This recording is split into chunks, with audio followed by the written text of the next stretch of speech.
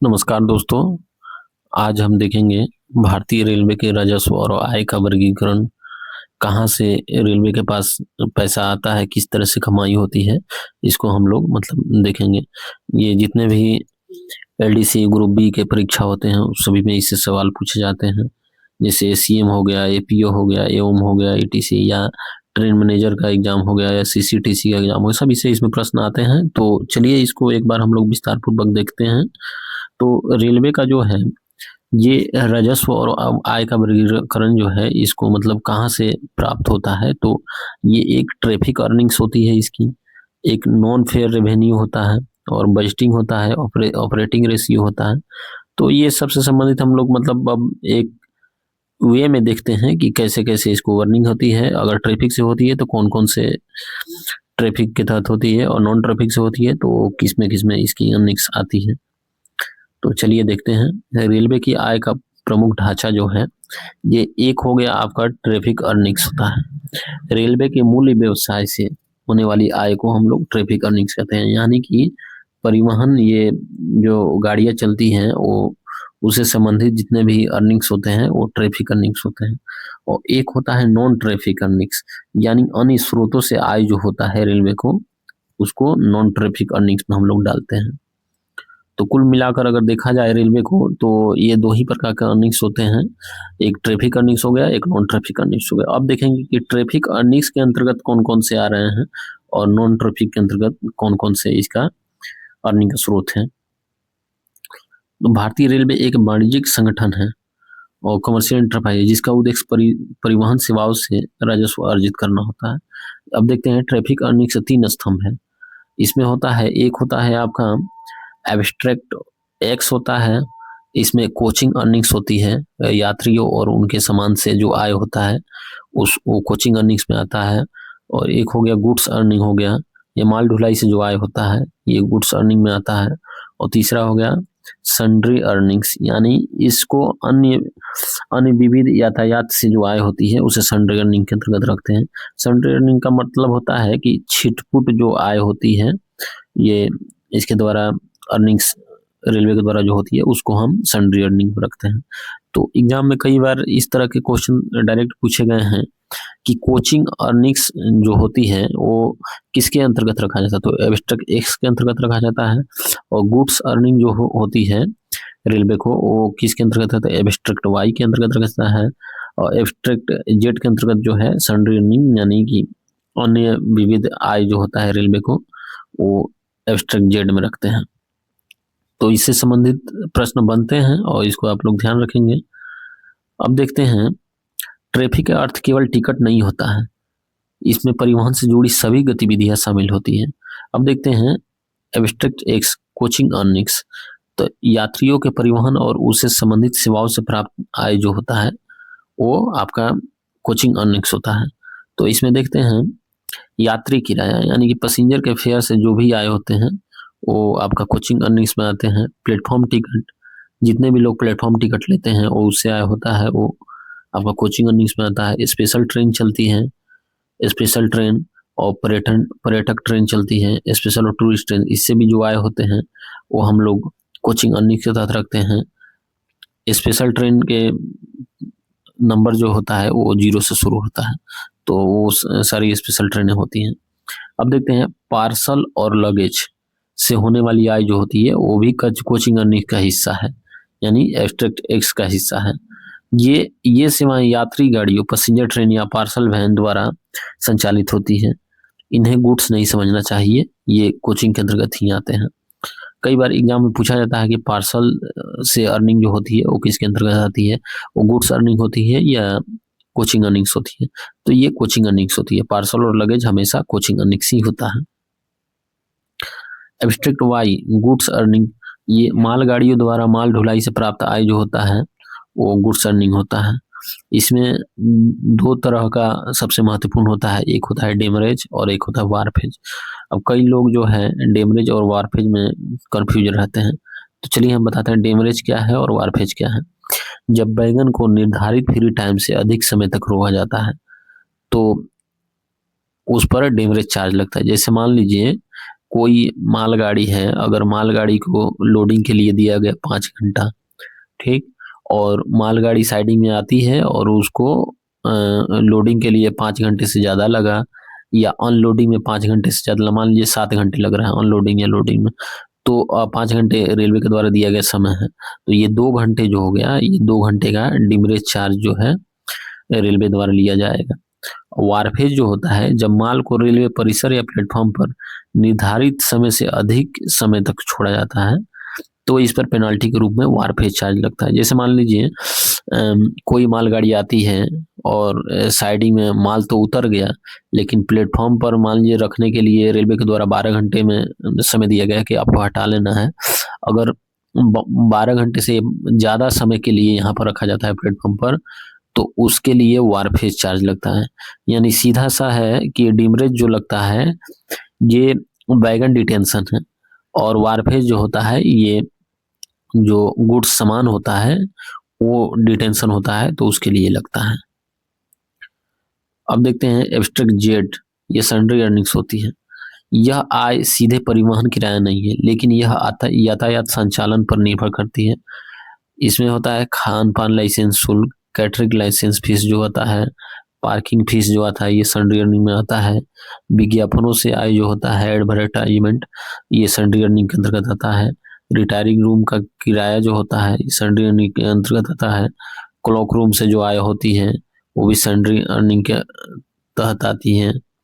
और goods earning में जो है डिमरेज आता है, वारफेज आता है, और साइडिंग वाला जो है वो भी आता है। ओवरलोडिंग चार्ज जो होता है वो भी गुड्स में आता है, यानी गुड्स से संबंधित जो भी है वो गुड्स में आते हैं। आगे देखते हैं, ट्रेन चलती है, यात्री आते हैं, सेवा का उपयोग करते हैं, तो वो सन्ड्री अर्निंग्स में आता है। नेक्स्ट है नॉन ट्रैफिक अर्निंग्स। अब देखते हैं, ट्रैफिक अर्निंग्स तो हम लोगों ने देख लिया, अब देखते हैं नॉन ट्रैफिक अर्निंग्स। रेलवे के मुख्य परिवहन व्यवसाय के अलावा अन्य स्रोतों से प्राप्त आय जो होती है वो होता है नॉन ट्रैफिक अर्निंग्स। जैसे हो गया इंटरेस्ट रिसिप्ट, यानी ब्याज प्राप्ति है। रेलवे द्वारा जमा पूंजी पर प्राप्त ब्याज जो होता है वो नॉन ट्रैफिक अर्निंग के अंतर्गत आती है। किराया हो गया, जैसे रेंट फ्रॉम रेलवे क्वार्टर्स है, रेल जो है रेलवे क्वार्टर्स बना के अपने कर्मचारी को दी हुई है और उससे वो किराया वसूलती है, तो ये किराया जो है ये आता है नॉन ट्रैफिक अर्निंग्स में। स्क्रैप बिक्री, जितने भी रेलवे के स्क्रैप होते हैं, यानी सामान जो होते हैं जो यूज में नहीं है उसको स्क्रैप के रूप में सेल किया जाता है रेलवे के द्वारा। जैसे पुराने ट्रैक हो गया, बैगन हो गया, लोको हो गया, ये सब की बिक्री जो है ये नॉन ट्रैफिक अर्निंग्स में आती है। वेलीफ चार्ज, वेलीफ चार्ज जो होता है ये भूमि के नीचे पाइपलाइन केबल गुजारने का जो शुल्क होता है ये वेलीफ चार्ज आता है। आगे देखते हैं नॉन फेयर रेवेन्यू और स्क्रैप, किराए पर निर्भरता कम करने के लिए नई पहल है। जैसे इसका कोड होता है Z611 स्टेशन पर विज्ञापन, और Z612 मोबाइल एसेट्स, और Z613 ये होर्डिंग्स होता है out of home hoardings. NINFRIS नए विचारों के लिए scheme, new innovation non fair revenue idea scheme. कई बार ये सीधे के सीधे एग्जाम में पूछ दिए जाते हैं। NINFRIS इसका फुल फॉर्म क्या होता है, तो new innovation non fair revenue idea scheme. Next है, वित्तीय वर्ष में स्क्रैप बिक्री से रेलवे ने 25 करोड़ से अधिक की कमाई की है। तो ये तो हमेशा घटते बढ़ते रहेगा अपना समय के हिसाब से। अब ये देखते हैं रेवेन्यू बनाम अर्निंग्स, रेवेन्यू ग्रोस इनफ्लो और एक्सपेंडिचर अर्निंग सरप्लस या प्रॉफिट। देखते हैं कि रेवेन्यू जो है ये कुल बिक्री या प्राप्ति होती है। इसका फाइनेंस कोड वॉल्यूम 2 अब इस शब्द का उपयोग करता है। अर्निंग्स जो है ये खर्च घटाने के बाद बचा हुआ लाभ जो होता है ये अर्निंग्स होता है। भारतीय रेलवे में अक्सर इन शब्दों का प्रयोग एक दूसरे के लिए किया जाता है। चलिए आगे देखते हैं बजट और डिमांड्स फॉर ग्रांट्स। तो संसद में खर्च की अनुमति ऑथराइज फॉर एक्सपेंडिचर, तो ये डिमांड्स फॉर ग्रांट्स जो हैं ये 16 डिमांड्स हैं रेलवे का, और 16 डिमांड से भी प्रश्न पूछे जाते हैं, जिसमें से इसमें रेलवे का जो है एक होता है कैपिटल एक्सपेंडिचर होता है, और एक होता है आपका रेवेन्यू एक्सपेंडिचर के अंतर्गत 15 डिमांड्स दिए गए हैं और 16वां डिमांड जो है ये आता है कैपिटल एक्सपेंडिचर के अंतर्गत। यानी कि एग्जाम में इस तरह भी पूछे जाते हैं कि रेवेन्यू एक्सपेंडिचर और कितने डिमांड्स फॉर ग्रांट्स इससे संबंधित है, तो 1 से 15 तक रेवेन्यू एक्सपेंडिचर से है और कैपिटल एक्सपेंडिचर से। तो डिमांड्स फॉर ग्रांट्स आप लोगों को याद करना पड़ेगा। किसी एक वीडियो में हम डिमांड्स फॉर ग्रांट्स और ये प्लान हेड एक साथ लेकर आएंगे जिसमें पूरा डाटा हम दे देंगे। तो ये डिमांड नंबर 1 जो है ये रेलवे बोर्ड से संबंधित है और ये रेलवे बोर्ड से संबंधित है। डिमांड 3 जो है सामान्य अधीक्षण जनरल सुपरिटेंडेंट से संबंधित, 4 से 7 जो है मरम्मत और रख रखाव से, और 8 से 10 जो है परिचालन व्यय से संबंधित है। तो ये 8, 9, 10 अलग अलग हैं, लेकिन ये एक ग्रुप में रखा गया है इस तरह का।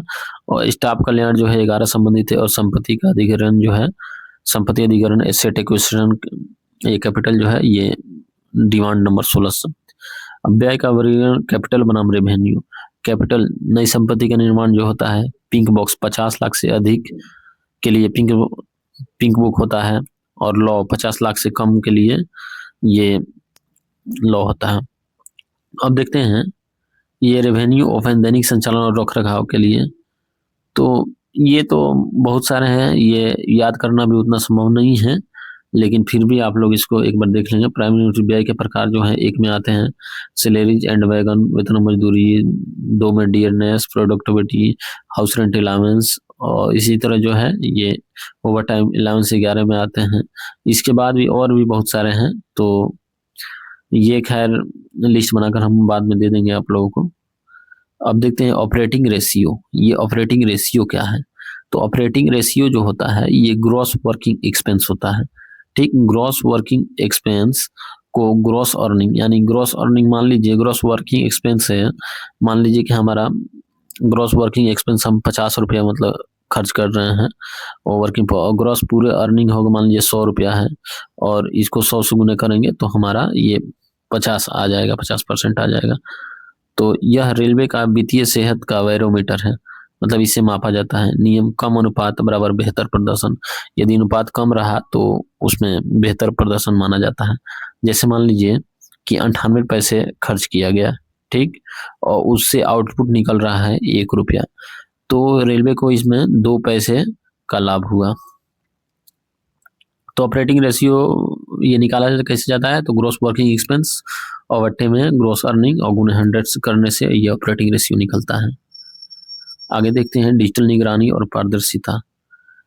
ये जो है CRIS, central for railway information system, इसके अंतर्गत कई सारे आते हैं, जैसे HRMS आता है, फॉइस आता है, TMS आता है, PRS आता है, IREPS आता है और NPS भी इसी के अंतर्गत, मतलब कई सारे मतलब ये आते हैं। रेस जो सैलरी देखते हैं रेलवे एम्प्लॉई, वो भी इसी के अंतर्गत ही आता है। तो एक तरह से ये रीढ़ की हड्डी मानी जाती है क्रिस। रेलवे की रीढ़ की हड्डी जो है ये क्रिस है, एक तरह से मतलब डिजिटल रूप में अगर देखा जाए तो क्रिस जो है ये फ्रेट ऑपरेशन माल ढुलाई इसी के अंतर्गत रहा है, टर्मिनल प्रबंधन भी इसी के अंतर्गत आता है, PRS यात्री आरक्षण इसी के अंतर्गत आता है, ई प्रोक्योरमेंट इसी के अंतर्गत आता है। और इसका उद्देश्य जो है राजस्व रिसाव लीकेज को रोकना और रियल टाइम मॉनिटरिंग करना होता है। पुनर्प्रयोग की शक्ति, पावर ऑफ एप्रोप्रिएशन क्या अनुमति नहीं है। तो इसमें देखते हैं प्रोहिबिशन जो है ये वोटेड स्वीकृत से चार्ज से स्थानांतरण, रेवेन्यू से कैपिटल में स्थानांतरण, एक सोर्स का फाइनेंस से दूसरे में, 31 मार्च के बाद कोई भी पुनर्विचार, ये सब प्रोहिबिटेड है, यानी ये मना ही है रेलवे। अब परीक्षा के लिए देखते हैं कि हमेशा परीक्षा में पूछा जाता है पैसेंजर फेयर जो होता है कोचिंग में आता है, पार्सल लगेज कोचिंग में आता है, डेमरेज वारफेज गुड्स में आता है, कैटरिंग पार्किंग सेंट्री में आता है, हाउस रेंट स्क्रैप जो है नॉन ट्रैफिक में आता है, और पिंक बुक जो है जब वर्ग 50 लाख से अधिक होता है तो पिंक बुक के अंतर्गत आता है। और ऑपरेटिंग रेशियो जो होता है वो जितना ही कम रहता है उतना ही अच्छा माना जाता है। सटीक वर्गीकरण ही वित्तीय अनुशासन की कुंजी है। तो चलिए हम अब क्लासिफिकेशन ऑफ अर्निंग से संबंधित रेलवे का ये इससे संबंधित हम 50 एमसीक्यू लेकर आएंगे इसके अगले पार्ट में। तो बने रहिए हमारे साथ। आप लोग का बहुत बहुत धन्यवाद और हमारे चैनल को भी सब्सक्राइब करिए, सपोर्ट करिए। धन्यवाद।